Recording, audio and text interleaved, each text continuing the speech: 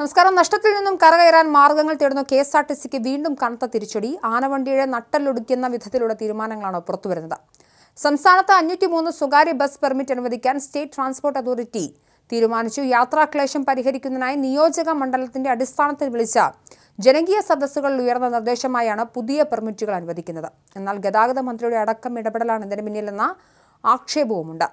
ഈ റൂട്ടുകളിൽ കെഎസ്ആർടിസി ബസ്സുകൾ അനുവദിച്ചാൽ യാത്രാക്ലേശം പരിഹരിക്കാനും പ്രതിസന്ധിയിലുള്ള കോർപ്പറേഷന് ആശ്വാസമാകാനും ഇടയാകുമെന്നിരിക്കെ അതിന് മുതിരാതെ ഗതാഗത വകുപ്പ് മുൻകൈയെടുത്താണ് സ്വകാര്യ പെർമിറ്റുകൾക്ക് വഴി തുറന്നത്. സംസ്ഥാനത്തുടനീളം 1000-ഓളം റൂട്ടുകൾ സ്വകാര്യ മേഖലയ്ക്കായി നൽകുന്നതിന്റെ ആദ്യഘട്ടമായാണ് 503 റൂട്ടുകളിലെ വിജ്ഞാപനം.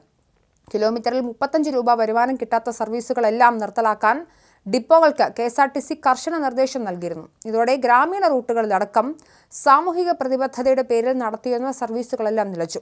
ഫലത്തിൽ യാത്രാക്ലേശം രൂക്ഷമായി. ഇതിന്റെ മറവിലാണ് ജനകീയ സദസ്സുകൾ സംഘടിപ്പിച്ചത്. അതേസമയം റൂട്ടുകൾ അന്തിമമാക്കുന്നതിന്റെ ഭാഗമായി കെഎസ്ആർടിസി ഇൻസ്പെക്ടർമാരെ പങ്കെടുപ്പിച്ച് ജില്ലകളിൽ യോഗം ചേർന്നിരുന്നു. പുതിയ പെർമിറ്റുകൾ വായിച്ചതല്ലാതെ കെഎസ്ആർടിസിക്ക് ഇതിന്റെ പകർപ്പ് നൽകാൻ അധികൃതർ തയ്യാറായിട്ടില്ല. കെഎസ്ആർടിസിയിൽ നിന്നും എതിർപ്പുയരുമെന്നത് മുന്നിൽ കണ്ടാണ് റൂട്ടുകൾ രഹസ്യമാക്കി വെക്കുന്നതെന്നാണ് അറിയുന്നത്. എൻഎച്ചും എംസിയും അടക്കം കെഎസ്ആർടിസിക്ക് മാത്രം സർവീസ് അധികാരമുള്ള ദേശസാൽകൃത റൂട്ടുകളിൽ 5 കിലോമീറ്റർ മാത്രമാണ് സ്വകാര്യ ബസ്സുകൾക്ക് ഓടാൻ അനുവാദമുള്ളത്. കോട്ടയത്തെ ജനകീയ സദസ്സിന്റെ പേരിൽ തയ്യാറാക്കിയ 92 റൂട്ടുകളിലൊന്ന് കെഎസ്ആർടിസിക്ക് മാത്രം ഓടാൻ അധികാരമുള്ള നോട്ടിഫൈഡ് റൂട്ടിൽ സ്വകാര്യ ഓപ്പറേറ്റർക്ക് 17 കിലോമീറ്റർ കൂടുതൽ ഓടാൻ അനുവാദം നൽകുന്ന വിധത്തിലാണ്. അതേസമയം സംസ്ഥാനത്തെ എല്ലാ ബസ്സുകളിലും മാർച്ച് 31-നകം ക്യാമറ സ്ഥാപിക്കണമെന്നും സ്റ്റേറ്റ് ട്രാൻസ്പോർട്ട് അതോറിറ്റിയുടെ ഉത്തരവുണ്ട്.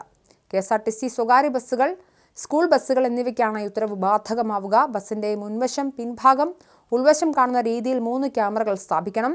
ഡ്രൈവർ ഉറങ്ങിപ്പോകുന്നത് പരിശോധിക്കാനുള്ള അലാം ക്യാമറയും ഘടിപ്പിക്കണമെന്നും ഉത്തരവിൽ പറയുന്നുണ്ട്.